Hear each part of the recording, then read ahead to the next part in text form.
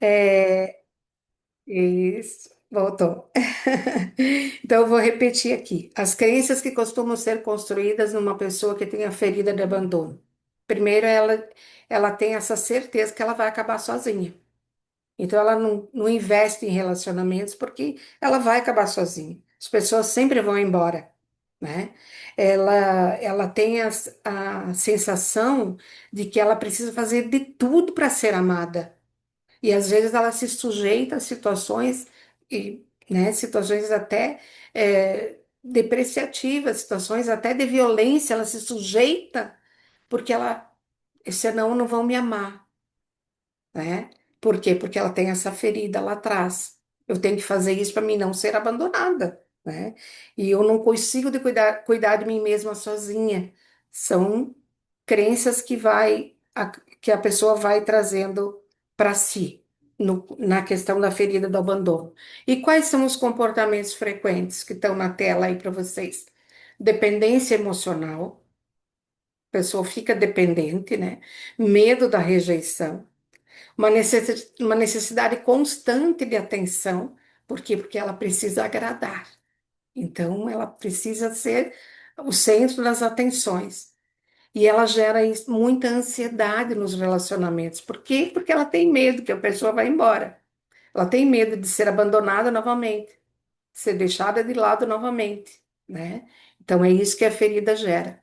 O que que na terapia nós devemos observar? Que a pessoa, a mulher que chega para a clínica com essa ferida do abandono, ela vai constantemente, ela vai apresentar geralmente medo constante de perder pessoas importantes. Às vezes, não esse medo é um medo infundado, né? Mas ela sempre está ali. Tem medo de perder pessoas importantes. Ansiedade quando não recebe respostas ou atenção, porque ela acha que ela não está sendo amada e ela vai ser deixada de lado. Dificuldade em permanecer sozinha. Então, ela fica buscando relacionamentos, e esses relacionamentos sempre vão ser frustrados. Por quê? Porque ela não se julga merecedora. Hã? Esforço excessivo para manter vínculos e relacionamentos marcados por dependência emocional. É o que a gente encontra geralmente, né, como característica nas mulheres que vêm para a terapia, que vêm para a clínica com a ferida do abandono. E aí tem a pergunta clínica aqui. O que acontece dentro de você quando alguém se afasta, mesmo que temporariamente? Tudo bem para você, Kaona? Quando alguém se afasta? Hum. Porque quando a gente tem a ferida do abandono, o chão, a gente fica sem chão, né? E quando a gente não tem a ferida do abandono, o que que acontece? A gente entende que a pessoa fez a sua escolha e tá tudo bem, né? Quando a gente conseguiu sarar essa feridinha aí do abandono no nosso emocional. Terceira ferida, ferida da humilhação. Como a gente vê essa questão de crianças sendo expostas a constrangimento, sabe? A gente vê muito disso. E como a gente precisa cuidar para não expor os nossos filhos ao constrangimento, não ridicularizar, né? As críticas excessivas que a gente viu lá na rejeição, elas também fazem parte aqui da ferida de humilhação, porque a pessoa que está sempre sendo criticada, ela não vai crescer saudável, porque afinal de contas ela nunca faz nada certo, né? Ou ela aprende que os seus desejos são menos importantes que os dos outros, então ela não se valoriza, não valoriza a sua própria vontade, porque os outros sempre vão estar na frente. Aí as crenças limitantes, que eu preciso suportar tudo, eu não posso incomodar. A pessoa leva isso ao pé da letra, né? Eu preciso suportar tudo, eu não posso incomodar, os meus desejos não importam, cuidar de mim é egoísmo. Olha só, quando na verdade a gente precisa cuidar da gente. Em primeiro lugar, nós precisamos olhar para nós, porque se nós não estivermos bem, quiçá nossa família vai estar, não é? Os nossos amigos. A gente precisa estar bem para a gente construir relacionamentos saudáveis. E o que que é essa ferida da humilhação? O fato de toda hora ser criticada, toda hora ser, né, exposta ao constrangimento gera o quê? Vergonha, culpa constante, dificuldade em dizer não, né? E o autossacrifício. A pessoa se autossacrifica porque ela precisa suportar tudo. Ela não tem o direito. É isso que gera a ferida de humilhação. E na terapia, o que que a gente observa? Que a mulher que tem a ferida de humilhação, ela tem dificuldade de falar de si mesma. Ela sente culpa quando ela prioriza suas próprias necessidades, em primeiro lugar. Ela tem tendência ao autossacrifício, que a gente já falou ali antes, né? Ela sempre vai se sacrificar pelos outros. Dificuldade em estabelecer limites. Eu atendo uma mãe que ela está viúva, e eu posso falar isso aqui porque eu moro aqui no sul do país e a maioria de vocês é lá de cima, né? Cauana é da onde, Cauana? Conta pra mim, da onde você é. Eu sou aqui de Santa Catarina, eu acho que não tá abrindo, né? Depois você me fala.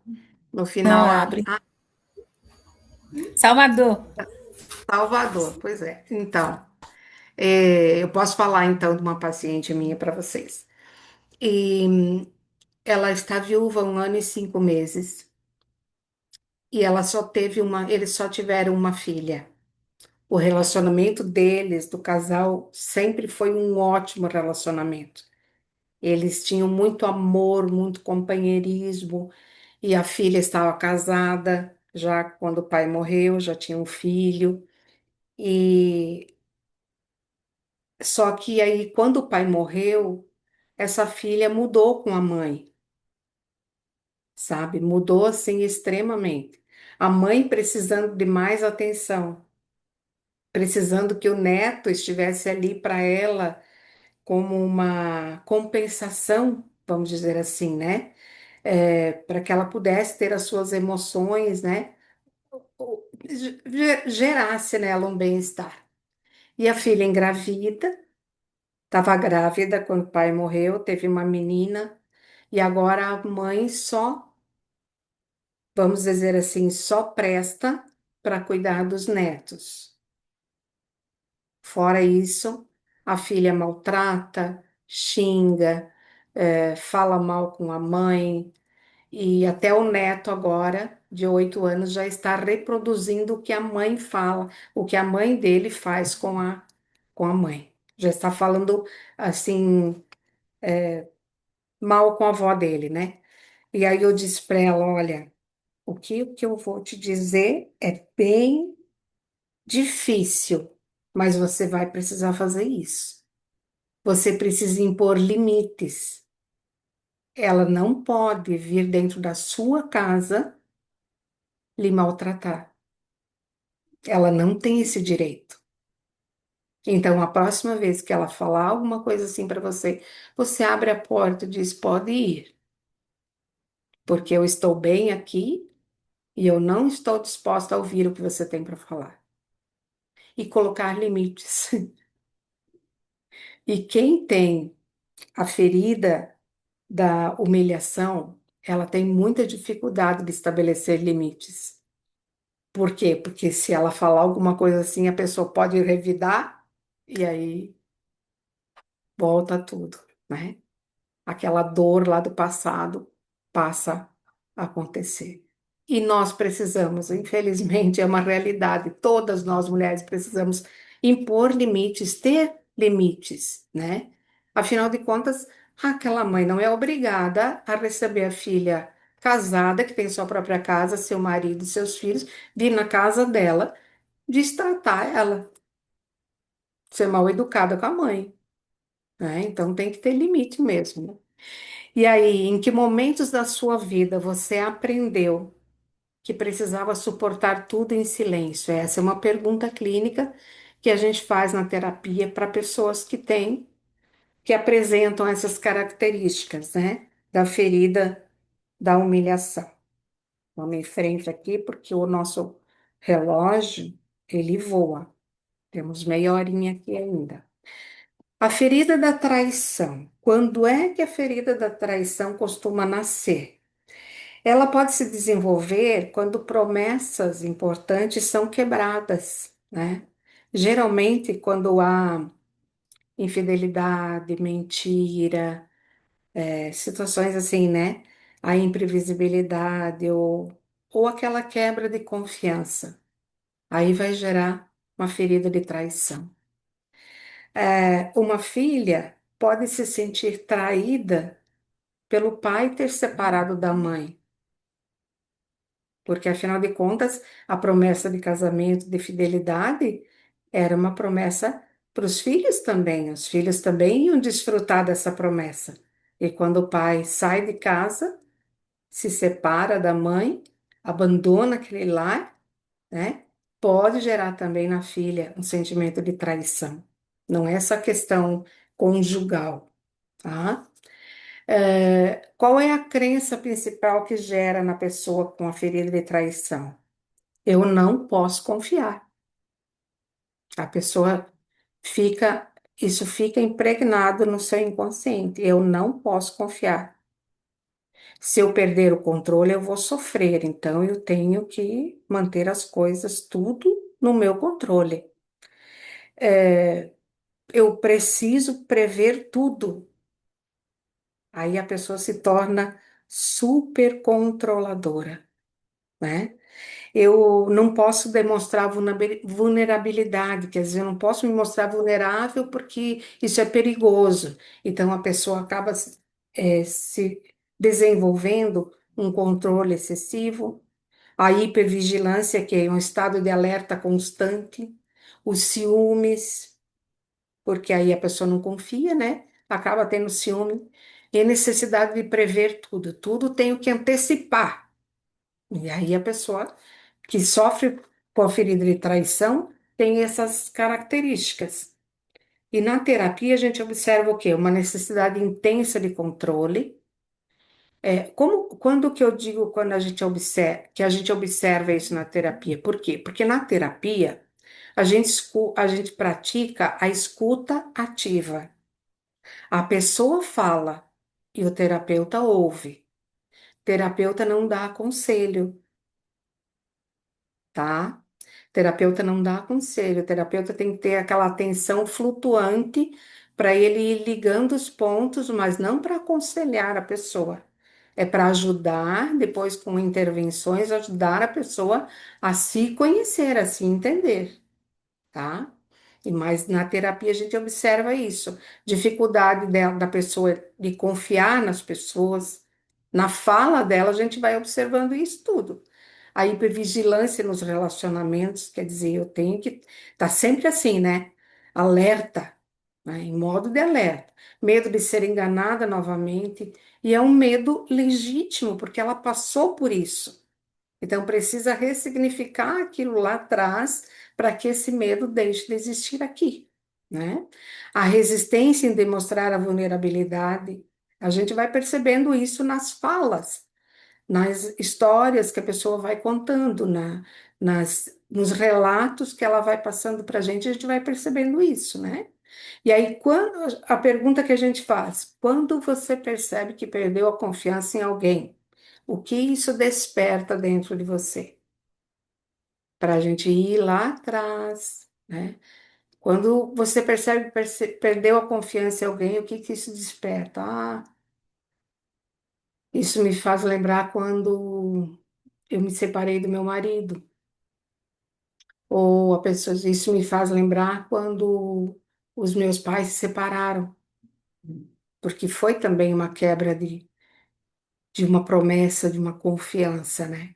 Então, assim, as pessoas a gente vai observando isso. O nosso papel é fazer com que ela entenda que esse sentimento, ele aconteceu lá atrás. Agora nós vamos ressignificar isso tudo.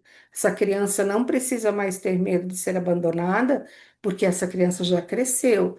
Ela é uma mulher adulta. E daqui para frente a gente vai trabalhar os sentimentos dessa mulher, tá?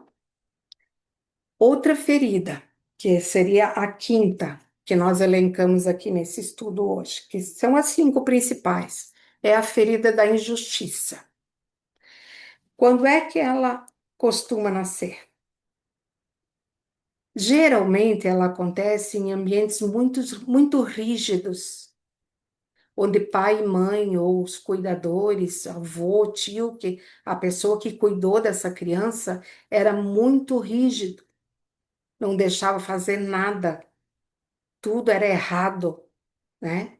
E aí a pessoa cresceu naquele ambiente assim, onde o amor ele está condicionado ao desempenho, quer dizer, se você fizer direitinho as coisas que eu peço, então você vai receber o meu amor. Claro que isso não é em palavras, mas é assim que a criança entende. Porque quando a criança faz as coisas certinhas, ela recebia um carinho, recebia um afeto. Mas saiu dali e fez alguma coisa errada, por pequeno que seja, já veio toda aquela rigidez novamente. E as características da ferida de injustiça é justamente isso: a pessoa repete padrão e ela se torna rígida, se torna perfeccionista. Tudo tem que estar certo. E o perfeccionista, ele é tão rígido que ele chega ao ponto de dizer: não, se não for eu a fazer, não fica bem feito. Né? Você já conheceu alguém assim? Se não for eu que faço, não vai ficar bem feito. Né? Dificuldade em demonstrar as emoções, de tão rígido que é, não consegue nem demonstrar quando está feliz. E também não consegue demonstrar tristeza. Ah, capaz que alguém vai ver ele triste, ou ela, né? E a autocobrança intensa. Essa é outra característica de uma ferida de injustiça. A pessoa se cobra o tempo todo. Ela cobra os outros, mas ela cobra a si também e muito. Então vamos ver como é que a gente faz. Observa isso na terapia. Perfeccionismo constante, que nós já mencionamos, né? Rigidez consigo mesma, e ela é muito dura com ela própria. Tem dificuldade de pedir ajuda, e isso tudo a gente vai observando na fala, como eu falei, né? Durante as sessões. Forte necessidade de fazer tudo corretamente, porque senão alguma coisa vai dar errado. Por ela ter sido injustiçada lá atrás, ela se obriga a fazer tudo perfeitamente, para não sofrer injustiça novamente. É repetição de padrão, emoções contidas e dificuldade de demonstrar fragilidade. Ela tem sempre as emoções estão ali. Ninguém nunca sabe se aquela pessoa está bem, não está bem. Ninguém nunca sabe se está feliz ou se está triste, porque ela não demonstra. E aí a pergunta clínica que fica aqui para nós: quando você acredita que precisa ser perfeita para merecer reconhecimento? Às vezes é no relacionamento, às vezes é no trabalho, mas é porque sofri, passei por injustiça lá atrás. Vamos seguir aqui, ó.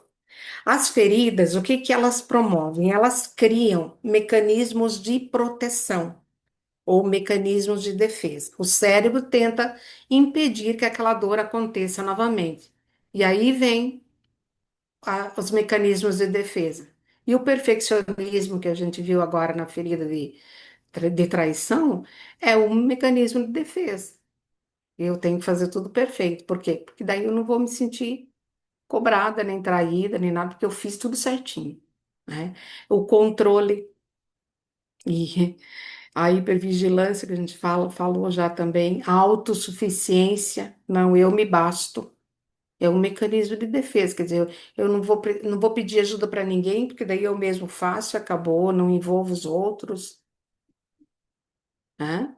Agradar a todos, a pessoa faz de tudo para agradar.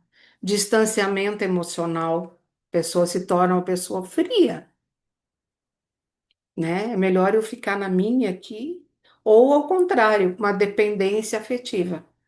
São mecanismos de defesa. Mas o mecanismo ele protege, mas ele também aprisiona. Porque uma pessoa que se torna dependente emocional da outra não vai conseguir alavancar na sua vida, porque ela sempre vai precisar do outro, né? Quando, na verdade, eu costumo dizer que o que a gente precisa está dentro de nós. Então, nós precisamos olhar para nós mesmos, nos conhecer e, a partir de então, elaborar os sentimentos, as emoções e as relações, sejam elas emocionais, sejam elas de trabalho, né? A gente vai. Porque é assim que acontece. Nós não fomos criados para ser uma ilha, ninguém aqui vai viver isolado, né? Nós somos criados para viver em comunidade. Então, nós precisamos nos relacionar bem na comunidade em que nós estamos inseridas. E aí isso faz com que, se o mecanismo ele nos protege de algumas situações, também nos aprisiona. Então, às vezes eu me protejo de uma situação, mas eu me aprisiono noutra. Por isso que a terapia é vida, que a gente precisa, né, estar sempre com a nossa terapia em dia, tá certo? O sintoma não é o problema. Qual que é o sintoma? A ansiedade, o ciúme, a raiva, a baixa autoestima, as compulsões, dificuldades de confiar. Tudo isso pode ser apenas a linguagem de uma ferida mais profunda, porque o sintoma, depois eu vou mostrar para vocês a imagem de uma árvore, os sintomas são as folhas, aquilo que a gente vê, né? A gente vê uma pessoa ansiosa, a gente vê a pessoa, ela é ciumenta, é coisa que a gente vê, né? É, quando ela extravasa a sua raiva, quando ela demonstra a sua baixa estima, baixa autoestima, e a gente são coisas que a gente vê. Então, os sintomas, eles, eles só são a, a pontinha do iceberg de tudo aquilo que está naquela ferida profunda que está ali. Como é que nós vamos identificar a ferida no atendimento? Como é que a gente faz isso? Se nós tratamos com a fala, então nós temos que entender o que essa pessoa está falando. É saber ouvir, tá? É ouvir sem crítica, né? Sem julgamento, entender aquele sentimento, o contexto que ele existiu, o momento que ele existiu, e aí ir projetando. O que é que a gente vai observar nessa mulher? As palavras que a cliente repete, eu uso cliente, paciente, depende. Eu tenho clientes que me chamam pelo nome, eu tenho outros que me chamam de doutora. Mas se para ela tá bom assim, eu não me importo, né? A pessoa que tem que estar bem, a pessoa que vem até você, ela tem que sentir confiança em você. Então, se ela se sentir bem te chamando pelo nome, tudo bem, ótimo. Se ela, para ela é melhor te tratar como doutora, é ela, não se trata de você, é dela, né? Sempre é a pessoa.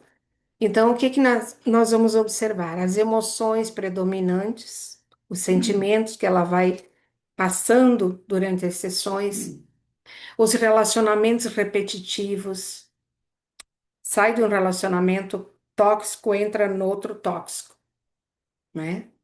São formas de a gente identificar feridas no atendimento. As crenças sobre ela mesma, como ela se vê, como ela se enxerga, né?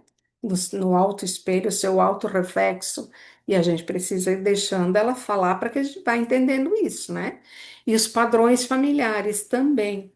O que é que nós temos que fazer? Escutar além da narrativa.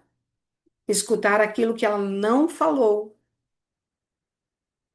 tá? Isso ter uma atenção flutuante, aquilo que a pessoa está falando, mas a gente vai entendendo todo o contexto que ela está inserida, a situação que ela está vivendo e vai identificando as feridas. Vamos fazer aqui um estudo de caso bem rapidinho aqui, fictício, né? Ana é uma mulher de 38 anos, temos 15 minutinhos. Ana é uma mulher de 38 anos, ela vem de relacionamentos instáveis, ela tem um medo intenso de ser abandonada, ela aceita situações abusivas para não ficar sozinha. Qual seria a ferida que parece assim predominante nessa mulher? Cauana quer me dizer o que você pensou?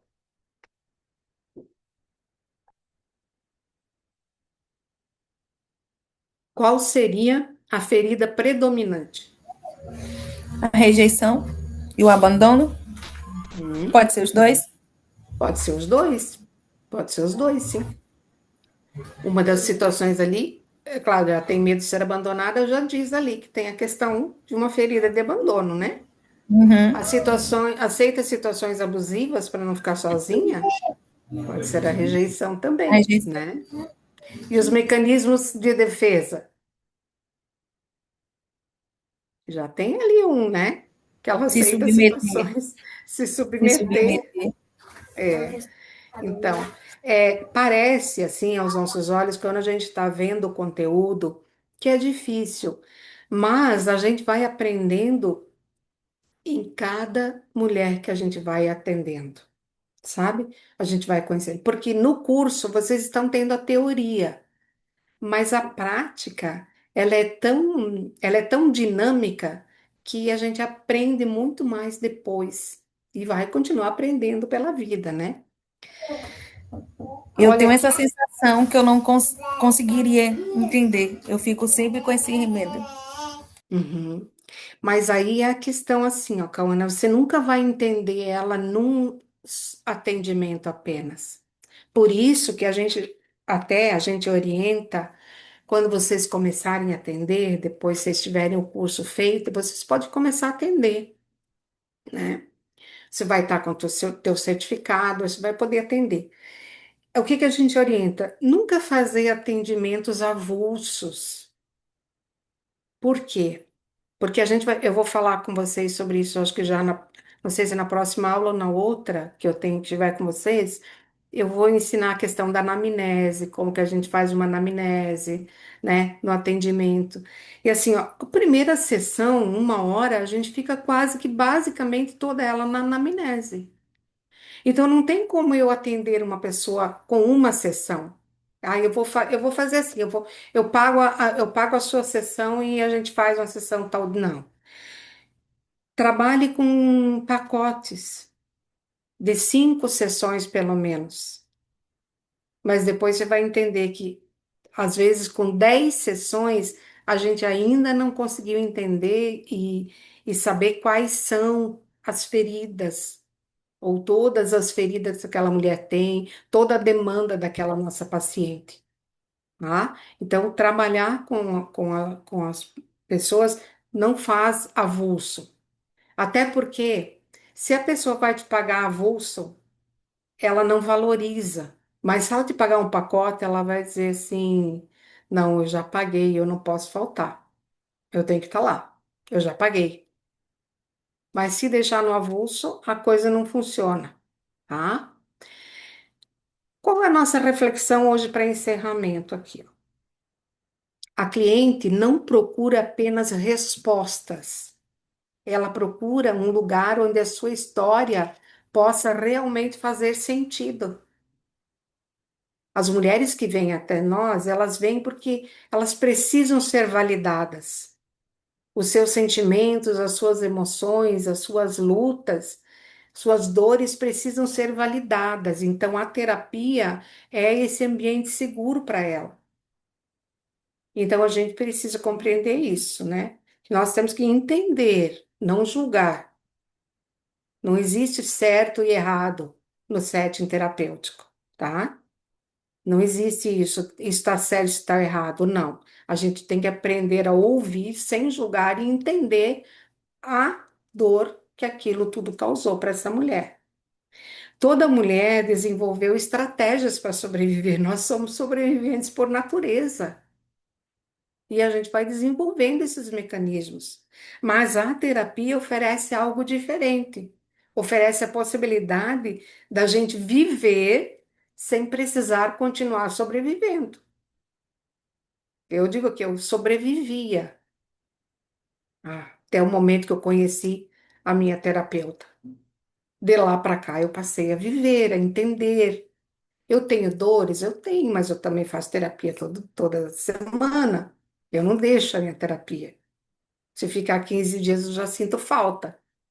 E aí eu tenho que ir lá. Não, meu horário está vago, né? Para poder continuar com o atendimento. Até porque quando a gente for lidar com a dor dos outros, a gente vai precisar também desse espaço seguro, tá? Para nós não agirmos com e não praticarmos a contratransferência. Você já ouviu falar sobre isso? A transferência e a contratransferência. O paciente transfere para nós os sentimentos. Às vezes, até no sentido, a gente fala uma palavra mais firme, a pessoa chegar assim, até sentir raiva. Mas tá tudo bem, porque a transferência é boa. Mas a contratransferência, que é o terapeuta para o paciente, essa não é saudável. A gente precisa cuidar disso. Olha o que que eu falei, ó. O que a gente vê são os galhos. Tá lá, ó, ansiedade, perfeccionismo, baixa autoestima, a dependência emocional, o medo. Os galhos são as folhas, né? A culpa, os ciúmes, a exaustão. Isso quando a gente olha para uma mulher, a gente vê isso, ou para qualquer pessoa, né? Os galhos são os nossos comportamentos, comportamentos de adaptação. A gente precisou se adaptar para poder aguentar todas aquelas folhinhas ali em cima.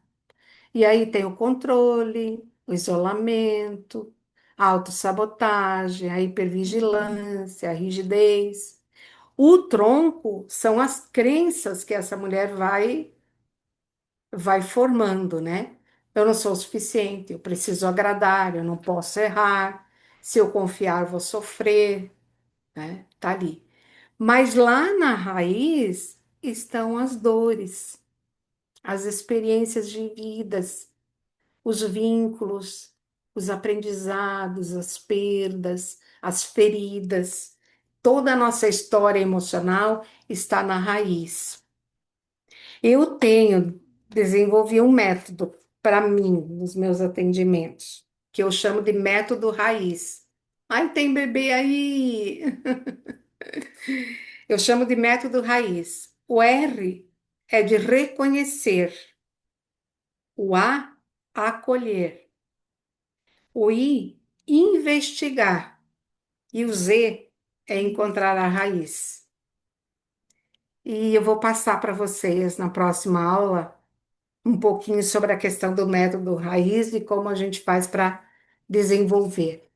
Eu queria só saber agora, com isso nós estamos fechando, se ficou alguma dúvida, se ficou alguma fala, alguma coisa que queira compartilhar conosco. Temos um tempinho aí, tá? Na próxima aula a gente vai dar seguimento nessa questão da, do emocional da mulher, tá? Não, Pode ficou falar, Cam. perfeito. Não, sem dúvida nenhuma. Que bom, então. É uma pena que as demais não conseguiram entrar, né? É, esse, vou colocar aqui a última tela. Nós temos um desejo, né, de formar terapeutas. Mas a terapeuta que a gente deseja formar é aquela que aprende a enxergar a mulher inteira e não apenas a dor que ela representa. Quando as mulheres chegam para nós, elas estão sem identidade. A dor e o sofrimento já fez com que essa mulher se anulasse muitas vezes, então ela já nem sabe mais ao certo quem ela é, né? E a terapeuta tem essa missão de, primeiramente, enxergar todo o potencial daquela mulher, ver ela inteira, não só a dor que ela apresenta, ver o que ela pode se tornar, ver o que ela pode, o quanto ela pode ainda contribuir, né, na sua própria vida, nas suas relações interpessoais, familiares, de trabalho, enfim, que vocês possam ter esse desejo de se tornarem terapeutas que enxerguem a mulher por inteiro, que possam, assim, dessa forma, contribuir, ajudar, né, para que elas cheguem a esse autoconhecimento, que elas ressignifiquem as dores e que elas possam ser, né, a resposta, quem sabe, dessa geração que a gente tem por aí. Tá bom? Vamos encerrar então a nossa aula. Boa noite a todos. Eu sei que alguns depois vão assistir, né? Obrigada, Cauana, que ficou comigo, não me deixou sozinha. Ficou comigo até o fim. E obrigada também por terem entendido, né? Eu não consegui dar aula na semana passada porque eu não estava bem mesmo, né? Mas Deus foi bondoso e me agraciou com a bênção dele hoje de poder estar aqui com vocês. Tá bom? Boa noite. Obrigada, Deus obrigada. abençoe. É um prazer sempre. Tchau, tchau. Tchau, querida.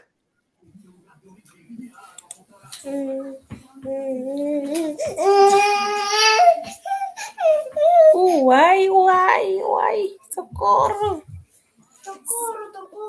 Eu não tô conseguindo sair. Socorro.